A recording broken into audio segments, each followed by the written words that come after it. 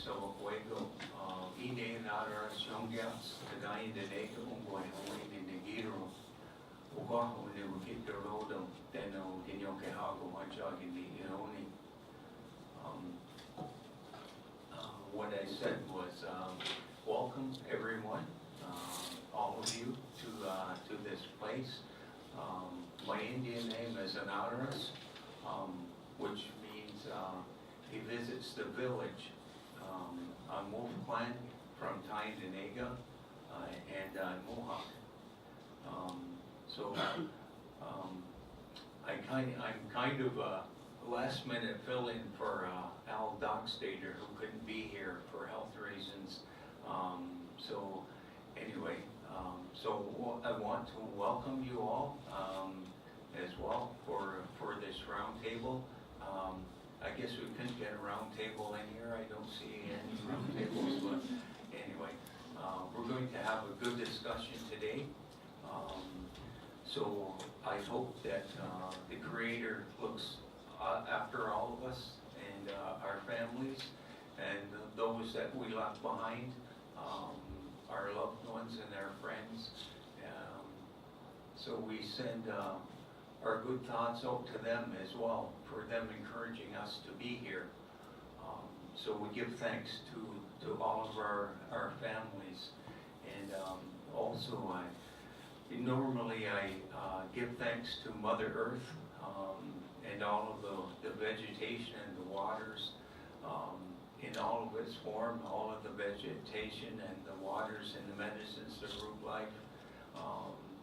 We acknowledge all of those living things, the plants and the four-leggeds, the birds, the insects who tell us when it is proper to go in certain areas. They keep us out of the dense forests when we need to. They keep us away from the medicines when the medicines are renewing their powers from Mother Earth.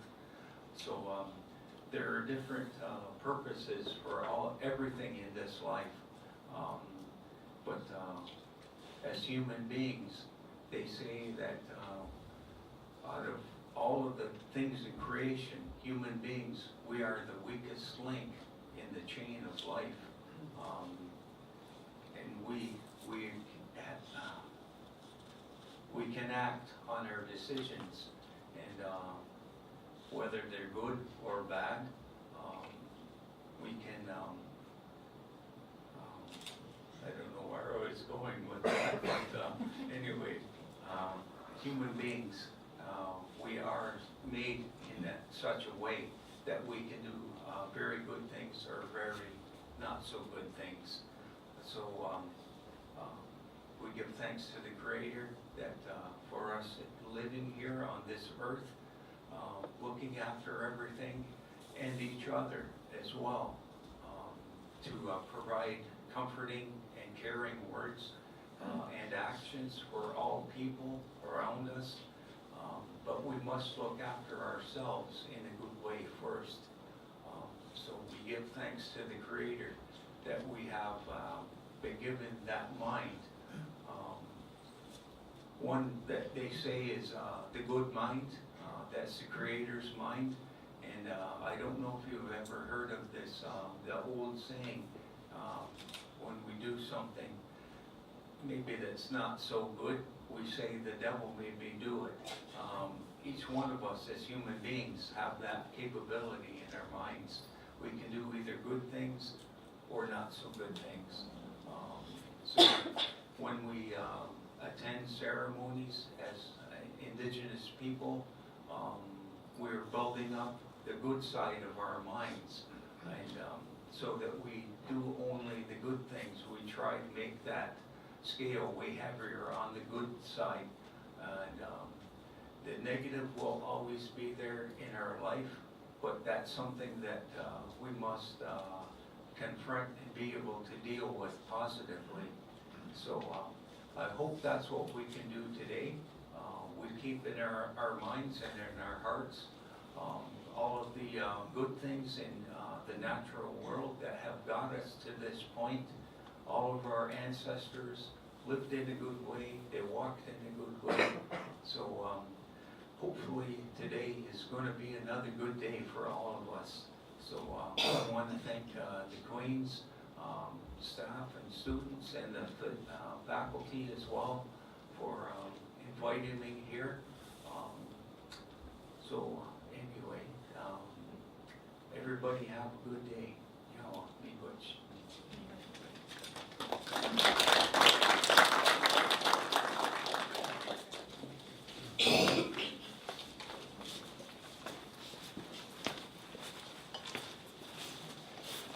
Thanks, Al. Great. So good morning and welcome to this roundtable about racism in sport. My name is Jean Faute, and I'm the director of the School of Kinesiology and Health Studies. So I want to thank you for being here, for coming today to the school, and for being part of this special event. So I would like to recognize the fantastic leadership that Courtney Cito has done to organize this roundtable. Courtney, as you may know, moved to Kingston and took her position in the school on July 1st. So in less than a year, she organized this public event today and has secured the participation of very distinguished speakers. And I think this event also adds to the rich tradition of the research and debates around the sociocultural aspects of sport that have taken place throughout the years in the School of Kinesiology and Health Studies. So Courtney, thank you very much again for your leadership. So as you saw from the scheduled session today, this is an action-packed day that covers a diversity of issues related to prejudice and discrimination in hockey. So we're delighted to welcome some distinguished speaker delegates that represent a distinctive sample of those that have experienced, researched, and talked about racism in hockey. Throughout the day, there will be talks, discussions that specifically focus on the topics of diversity and inclusion in sport. And these issues are timely and important considering the political forces that are driving our world at this moment in time. So it certainly is exciting to be in the room that include hockey players, coaches, administrators, scholars, that all share the common goal of making the game more accessible and inclusive. So I hope that given this diversity, many future collaborations will be developed throughout the day. And I'm very happy that the School of Kinesiology is associated with this event, and we're proud to host it today. And I hope that you enjoy the day. Thank you.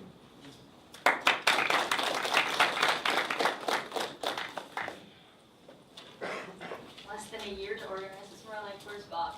Since November to organize. So we're just talking about a few months here. So as Jean said, my name is Courtney Cito. I'm an assistant professor here at the School of Kinesiology. I'd like to acknowledge that we are gathered here today on the traditional Anishinaabe and Haudenosaunee territory. So if we are to ask what makes an event like the Roundtable on Racism possible, it is racism that undergirds our event in more ways than one. I want to thank the members of the organizing committee, Bob Dawson, whose idea this was, Dr. Sam McKegney, Jaden Lindo, Georgina Reel, who could not join us today, and Tallulah Williams, who's walking around the back there with the camera. Additionally, we could not have hosted this roundtable without support from the Queen's Inclusive Community Fund, which was established last year by the Office of the Provost and Vice Principal as a way to support programs, events, initiatives, and projects that serve to promote a more interculturally informed and inclusive campus community. Now you may have noticed that Tony McKegney is no longer part of today's program. During the lead up to the event, concerned local citizens made us aware of a domestic violence charge against Mr. McKegney dating back to 2015. We have no doubt that Mr. McKegney would have provided valuable insights for our discussions today. However, as a group that values intersectional feminism, we could not, in good conscience, move forward with him on the program. We would like to thank those who brought this issue to our attention and apologize to anyone who may have been negatively impacted by seeing his name included on our speakers list. In the words of Audre Lorde, there is no such thing as a single issue struggle because we do not live single issue lives. So it is with this lens that we would like to move forward today. November 2018, an Indigenous Pee Wee team are the recipients of racist taunts while at a tournament in Nipawa. January 2019, a 13-year-old player was taunted by monkey chants from the opposing team. Eventually, he would be ejected from the game for fighting because neither the coaches nor the referees stopped this behavior. February 2019, Jonathan Diaby leaves in the middle of a semi-pro game in Quebec in tears because of the racist abuse he and his family received during the game. March 2019, inappropriate language, quote-unquote, is used against Vimal Sukumaran during an NCAA game, but no punishment is levied because officials were unable to determine who made the remark. These are just a few of the recent incidents that highlight why today's gathering is so necessary. These incidents occur at all levels, on both sides of the border, and to different racialized groups. Racism is a problem for hockey, and it has been for a long time. It's time we call it what it is, because diversity initiatives will only get us so far. Grassroots hockey today is more diverse than it has ever been. However, because we have never actually addressed racism in the hockey culture, we have invited racialized participants into a system that oftentimes has no idea what to do with them. My doctoral research explored South Asian experiences in the lower mainland of British Columbia. And I'd like to share with you excerpts from 26 different interviews that I have amalgamated into one narrative to give you a sense of how similar their experiences have been regardless of skill level, age, or gender. This narrative is inspired by spoken word poetry, and I will warn you that there is explicit and homonegative language included here. I look at myself as Canadian more than anything else. It's tough though, because not everyone looks at you as Canadian. Where are you really from? Do you even know anything about hockey? You must mean field hockey, right? Even going to the rink is a barrier for some people. Forget lacing up skates or buying equipment, just going to the rink and being comfortable. Going to my brother's first practice with his elbow pads on the outside of his jersey, you chalk that up to having foreign parents. My dad always said, I always wanted to play hockey, but we had no money. So especially for him, me playing hockey was we made it. I think being an East Indian player, I was an easier target. I was the only Indian. What do you mean you didn't get selected? You're leading the league in points. Parents coming up to me when I'm 11 or 12 telling me that's bullshit. There's always that hesitation. Was that a moment of prejudice? Oh, well, the brown guys stuck together. I really hate that term, brown, because it puts me in a spot where I am alone. You are throwing me in a category that I don't even belong in. What does that do for my sense of belonging? Where do I belong? You brown this, you brown that, brown bitch. Nice music, faggot Indian. Why don't you go back and play soccer with your elephants? I got called butter chicken once. I've totally been called the N-word on the ice. Like a lot, actually. It didn't bother me. They're just trying to get into my head. It didn't get to me. It actually fired me up. It didn't really bother me. It didn't bother me. I mean, it did bother me, you know, but I fought through it. When I heard some white kid make a comment about my parents, it would hurt so bad. I remember crying a few times. What the fuck is your problem? I would see my dad fighting in the stands over comments that were made. Experiences of racism are never really talked about because it's a deep, dark, twisted memory, and it doesn't feel very good. Once other cultures start getting into sports in a big way, you watch the changes. There will be more and more racial tension because of jealousy. How did so-and-so make it? He's brown. He should be a taxi driver. If you have the resources to do something for your child and it's not available, you create your own opportunity. Does it look superficially bad on the surface? Yeah, of course it does. But if you think about it, that's capitalism at its best. They're doing their own thing because they feel they're not given a fair chance. It's something I've never been asked about. I guess it is something that is hard to do, hard to survive in a sport world where you are on your own. No one ever asked me if I was okay. People just assume. So I think we can all agree that this is not what we call Canada's game. Hockey should be for everyone, but it is not yet for everyone. I have spent the last 5 to 6 years exploring the dark side of hockey, but when I'm not working, there is nothing I'd rather do than be on that ice. So I think that speaks to the power of hockey itself. And I might be biased, but despite all I know about the game and its histories, and yes, I use the term plural here, I still think it's the greatest game in the world. So today is about learning, unlearning, asking questions, challenging assumptions, and finding solutions. We're here to strengthen a weakness, so thank you for being here to be a part of this important process. So now I'm going to invite Bob, Kalley, Jaden, and Lali down, and we'll get them mic'd up for the first session.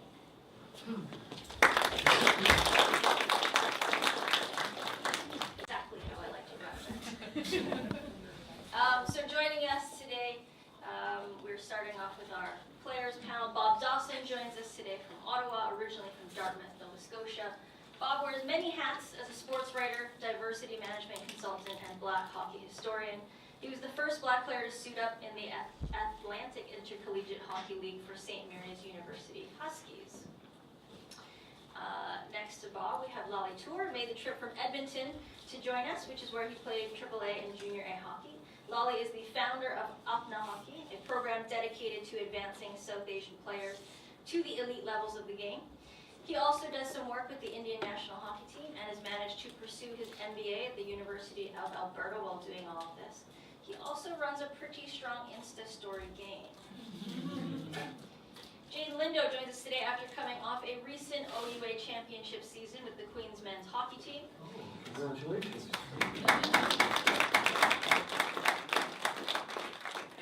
We really are a hockey session, aren't we? So Jaden was also named MVP of the championship game and the OUA Athlete of the Week. Closest to myself, we brought Kalley Armstrong up from Western University in London, Ontario, where she's currently doing her master's degree in anthropology.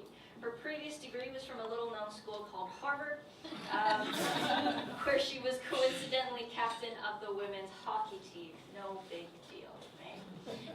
So we're going to let each of them do a bit of an introduction about themselves, and then I've got some questions to throw at them, but at any point this is really for you. So shoot your hand up and we'll run a mic up to you and you can interject at any time. So let's start with Kalley first. Sure. So my name's Kalley. Courtney pretty much gave you the full introduction on me, but I think something to add to the conversation is my grandfather is George Armstrong, who was one of the first native NHL hockey players. And so I just want to acknowledge that clearly I am white, but I'm speaking. It'll be interesting to speak on behalf of my grandfather as well, who was a racialized hockey player, whereas I, based on the way I looked, did not experience any racism directed towards me. So I just wanted to acknowledge that, and thank you very much for having me. And Your grandfather was captain of the Leafs for how many seasons? 11. Yes. Captain to win the cup. Yes. 1967 is a long time ago.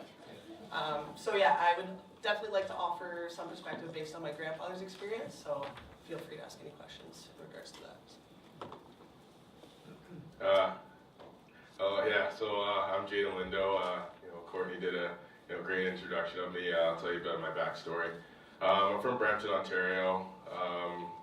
Grew up playing up in the GTA, Greater Toronto area for Brampton, Toronto Marlboros, before being drafted to the Owen Sound Attack, where I played for 4 years in the OHL, and then my last year I got traded to Sarnia Sting, where I finished my OHL career.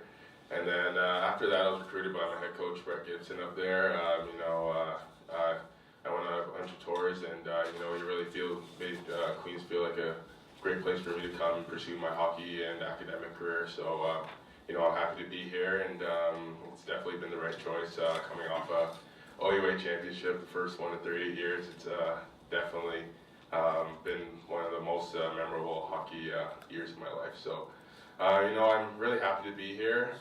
This is a big topic that really needs to be discussed. Being a minority in the game of hockey, I've definitely experienced and been a part of the discriminatory actions towards minorities in the game.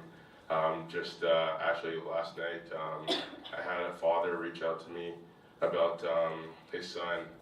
He read the article on me that was done by Matt over there in the Queen's Journal, and he let me know. He told me that his son was just his son, who used to play hockey, was racialized. He had a couple teammates on his team calling him the N-word, and since then his son hasn't played hockey. He had dreams of playing in the playing college hockey. He's been dealing with, confidence issues, and he's been in a really low point.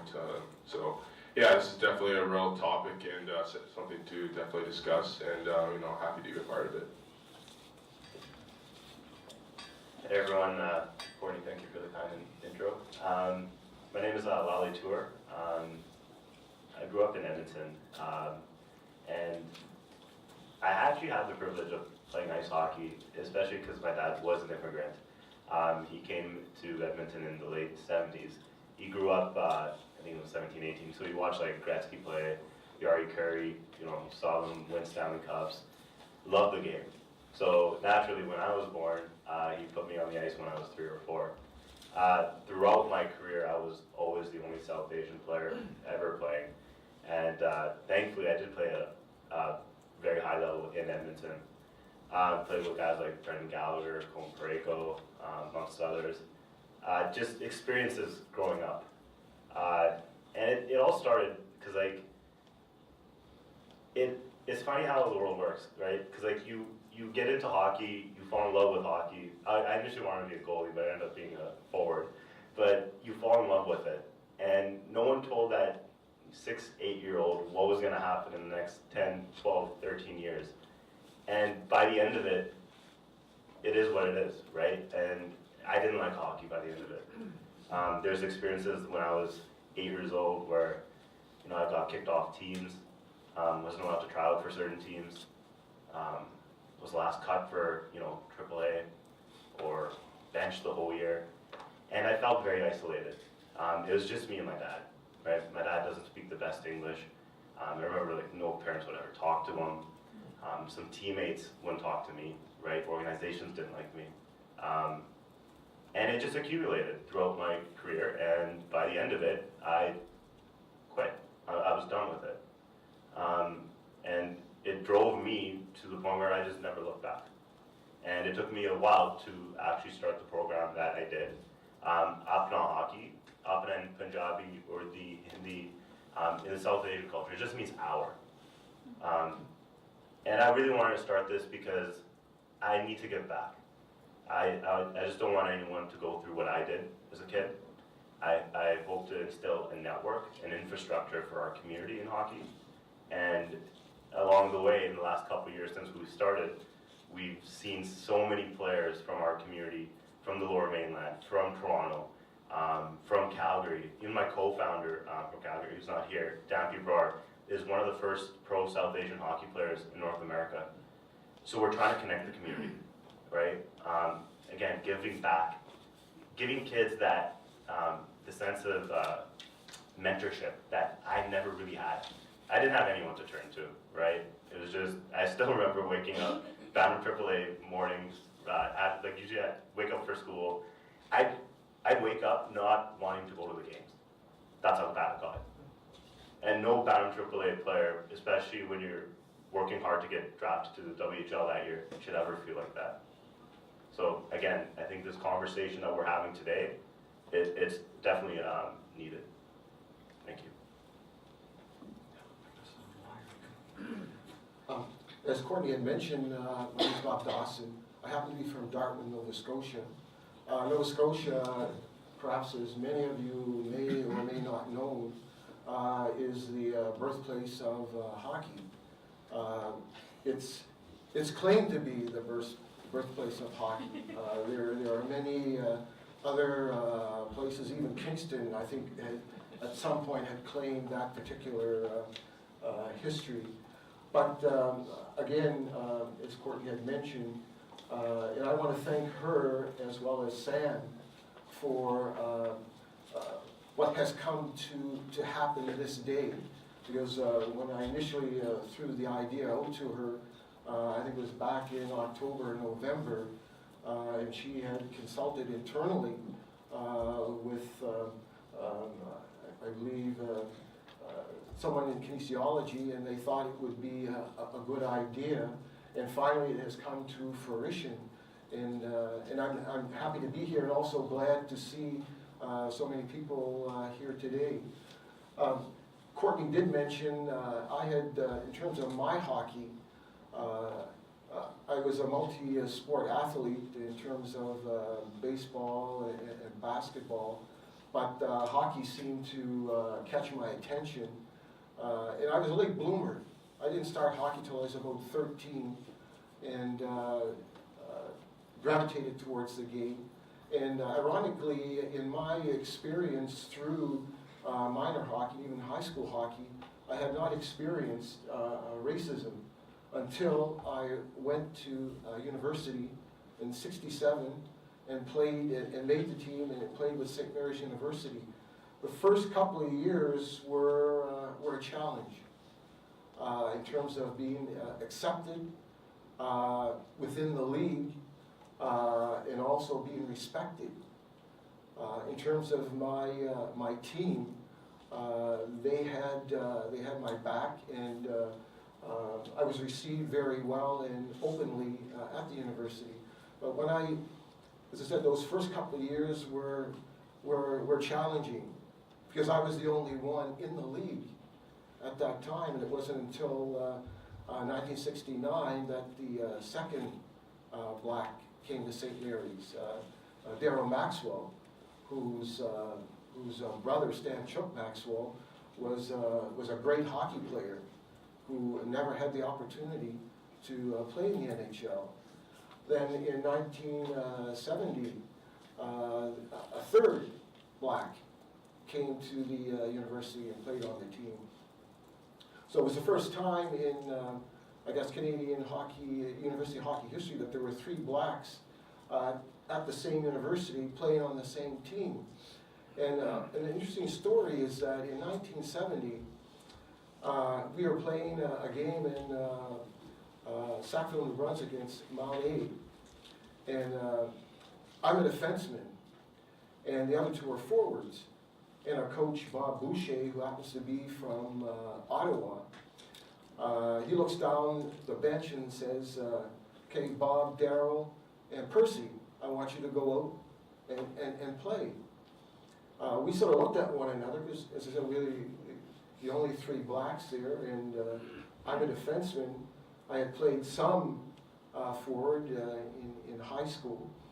So we looked at one another and we said, okay, we'll go out. And we made a bit of hockey history, somewhat like Ozzie and Herb, as well as Manny McIntyre, in that we were the first blacks to play on a line together in university hockey history. But moving on, from that point in time, and by the way, I still play hockey to this day. And I think, Courtney, the game has, I have a passion for the game. And also the fact that what I went through and what I see today and have seen, it has sort of driven me to try to champion the cause with respect to fighting against racism and in the context of hockey. But I've dealt with racism in other facets of my life, in professional life, as well as in my work in the community. But hockey has really sort of grabbed me, and I see that as a departure point for trying to bring about social change. And that has led me to undertake a number of initiatives, such as back in March, well, we're in March, the early part of March, I decided that I would reach out to the Fifth Estate because they were seeking story ideas. And I felt that given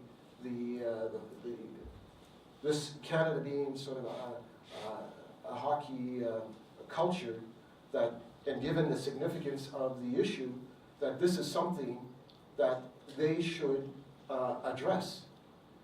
So I've written an email to them. I have included a copy of Courtney's study, Changing on the Fly, as well as I had back in May of 2015, I had actually submitted an open letter to Gary Bettman, as well as Tom Rennie, also Dave Branch, with a view to highlighting this issue, and had made some suggestions of even having some sort of conference or summit on racism, because to this point in time, and I think Queens deserves some credit, that I don't think there's ever been a this kind of forum to focus on racism, particularly in hockey. Yeah, so I will, I think I've gone on, and I'll leave it at that point, and I'm willing to accept any questions that you may have. So I want to build off of something that Lali was talking about and ask you about the mentors or idols you guys had growing up. Did you have any that you could share your experiences with, or who did you turn to? However you'd like to answer that question. Growing up, my mentor was my dad. He was my best friend. He introduced me to hockey. And yeah, it's just me and him. Growing up, when I got into Bound AAA, into midget, I was actually the first South Asian actually that I did play against. And I guess I kind of looked up to him because he was a really good hockey player. So when I was about 8 or 10 years old, there was a Alberta AAA, or an all-star team that went to Vancouver over the summer for spring hockey. And we played in a tournament, and we actually played against Kevin Sundar. Kevin Sundar is, I believe, the second Punjabi player to get drafted to the NHL. He's my age, so in 2010 he was drafted to Buffalo Sabres.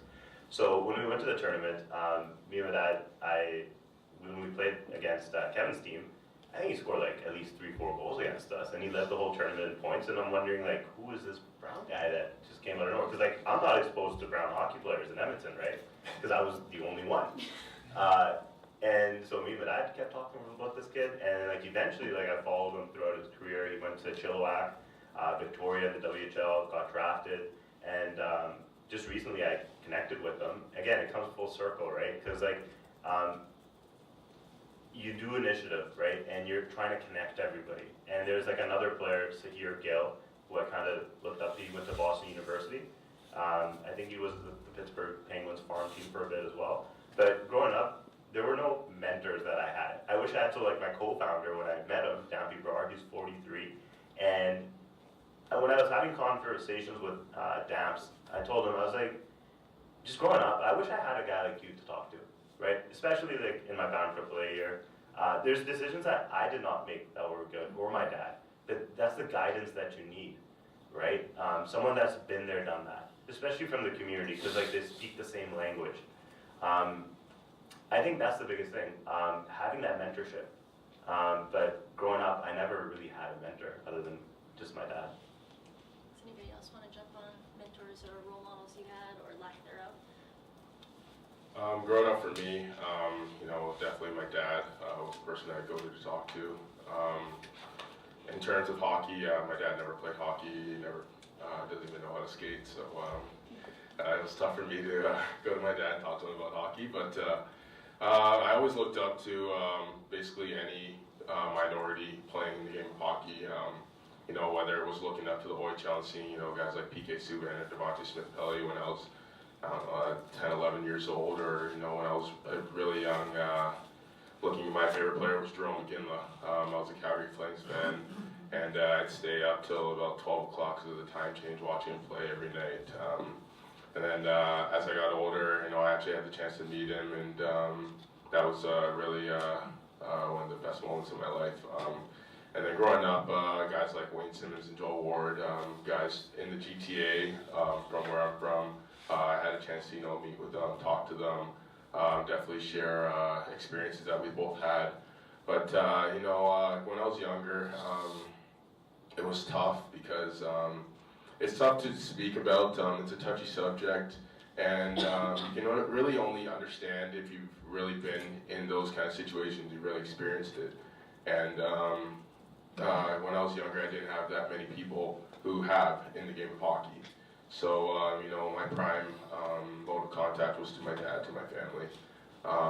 You know, growing up now, I'm glad I got a chance to talk to, you know, those older professional athletes such as Wayne Simmons and Joe Ward and stuff like that. And, you know, growing up, I feel like I need to do the same. I feel like I need to, you know, reach back to the younger generation and, you know, leave an open hand for them, you know, in case they need some kind of talking to or guidance and how to handle certain situations.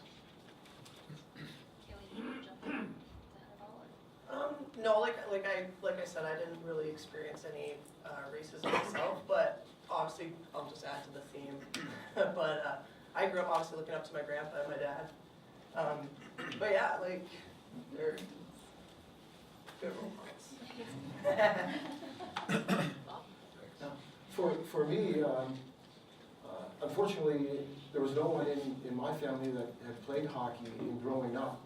My dad was a terrific ball player and delved into sort of boxing. I took up baseball, but never got into boxing. In any event, with respect to sort of role models, and I guess I might be dating myself, in terms of role models, Willie O'Ree for me was an individual that I had sort of looked up to, and ironically, he was the only one that was able to crack the NHL. Mind you, there were a lot of Nova Scotians. I mentioned Stan Maxwell, Manny McIntyre, John Mintus, as well as Kobe Collins, Frankie Danky Dorrington. These were exceptional black hockey players who played semi-pro and pro hockey in the U.S. as well as in Canada, but unfortunately didn't have the opportunity to make it into the NHL. And the interesting thing is that when I was playing university hockey, there happened to be an individual by the name of Lowell McDonald, who was a star player with the Pittsburgh Penguins. He came to St. Mary's, and actually the coach tried to recruit him, but because he had played pro, he was disqualified. In any event, he had seen me play and was kind of impressed with my style of play and felt that I could have, if had given the chance, could have played pro hockey. But the ironic thing is, I was at St. Mary's from 67 to 71. The Willie O'Ree, his last season in the NHL was in 1961. Between 1961 and 1974, there were no blacks in the NHL. There seemed to be an unofficial policy against the exclusion of blacks. So that sort of killed my ambition to, say, explore a pro career. And instead, I had moved in a different direction and followed a different path. And since then, I have, as I said, been undertaking initiatives to try to break down barriers with respect to racism in hockey, and also at one time I had served as a family advisor to one or two players who were seeking to try to make a career in hockey. So where do you think the biggest challenges need to be made with respect to addressing racism in hockey? Just kind of go down the panel here. Start us off, Kaylee. Sure. I think a huge part of addressing racism is, I think it's relationship based. So when we talk about, making changes, I feel like I'm trying to think about the best way to word this. I think changes like on a piece of paper in terms of, you can't say this, you can't say that. That will change things, but for me, based on my experience, and I coach a lot of younger Indigenous girls now, and I think a lot of the changes are based on relationships and forming those relationships. And so, for example, I coach a little girls team in a community right outside of London. And I coach their community team, but they also have joined the minor league team that I coach in London. And so these girls come from their reservation, and they joined our team, and they play amongst a bunch of white players as well. And I think what is very cool and interesting about that situation is seeing those relationships form. And for the little ones, because they're so young and innocent, they don't see themselves as playing with Native girls. They see themselves playing with their friends. And I think that's very powerful. And so Katie as well, who shout out to Res Girl 64. Katie works with a reservation team, and the girls came from Fort Hope, and same thing. I mean, you could probably speak to that as well. They joined a tournament here in Kingston last weekend, and it was so powerful to see the Native team play amongst these white teams, and you guys packed the stands, and it was a great moment. So I think a lot of it is relationship based. And just to add a little ending to that, when I coach in the Little NHL, the Little Native Hockey League, and we had a bunch of exhibition games, and so we brought up, we needed a couple of players to play, and so a couple of the white girls on our team played, and they said, why can't we play in the tournament? We want to play, like, why can't I play with these girls? And I just thought that was a very, very cool thing to see that little reverse where these white girls wanted to play on the Native team, and I thought that was very cool. So relationships for me is huge. I definitely think it needs to be talked about more. It's something that's never going to go away, and minorities are it's part of the world. I think it needs to be talked about more to a point where people feel comfortable talking about the situation. I know it's a touchy subject, but I feel like making individuals feel comfortable talking about their issues is definitely a step in the right direction. I also think that there needs to be more strict enforced punishments for circumstances where someone has been racialized. You hear a lot about on the news racialized discrimination happening to players, but in the end there really is no repercussion or punishment. Look at the player in Quebec who had those taunts thrown at him. I think the people who were making those comments were only given warnings at the games. They weren't even kicked out of the game. So punishment and showing that that kind of stuff is really not tolerated, and I think will definitely make an improvement in the game. I do agree with Jaden that we do need to enforce it a lot more. But from my perspective, I think individuals that have been through hockey that didn't have quite the best experiences like myself. And what I do with Up Hockey is we build the infrastructure. I do everything from here, and it's never from here, or it's never on paper.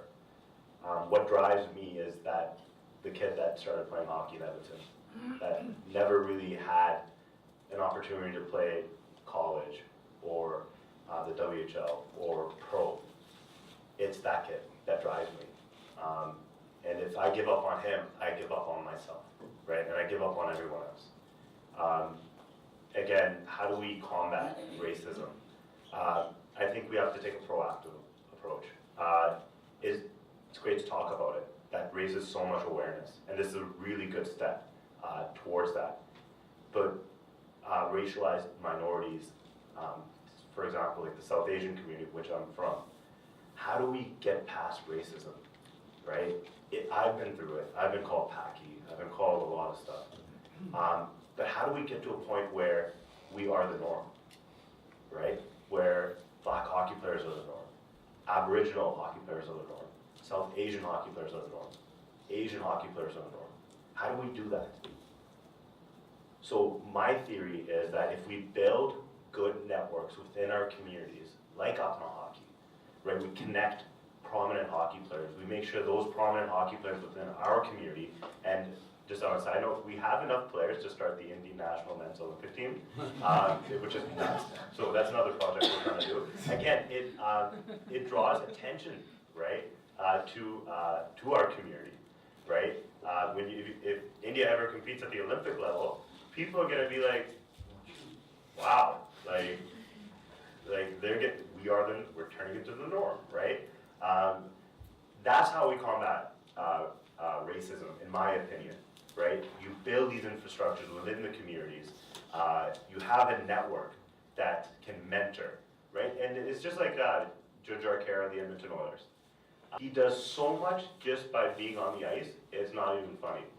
So, for example, I was at a South Asian event for the Edmonton Oil Kings, the WHL team. There's, I think, a group of kids, 4 or 5 of them came out to it. They're all wearing Judge Arcaro jerseys. So I go up to them and start talking to them about, hockey. And they're like, oh, we recently started playing hockey, and they're a little older. Like, I think, Bob, you said you played when you were 13. They were about 13, 14. I was like, oh no, you just got into it. I was like, so what made you guys start? They're like, Judjar. And I'm like, that's the kind of response we need. If we can make these players visible, like Judjar, and there's so many more in our community, and that's what I do. I make prominent athletes within our community visible, right? And if kids can look up to these players, because I wish I had a player that I could look up to when I grew up, and we want to make that connection to them a lot closer. So with our hockey camps, which are in Vancouver, Calgary, Edmonton, we're going to Toronto this summer, we bring these prominent athletes out. So these South Asian youth hockey players can talk to them, can meet them, can learn from them, right? And that, again, it stimulates how we fighting racism. Well, we're just building hockey even bigger and bigger within our communities. I think that's the best way to do it, right? Like, the talk is great because we need to have that talk, but we need to instill it in our communities, into our networks. That's my opinion on racism in hockey. How do we combat it? We make sure that there's so many of us that it's just the norm.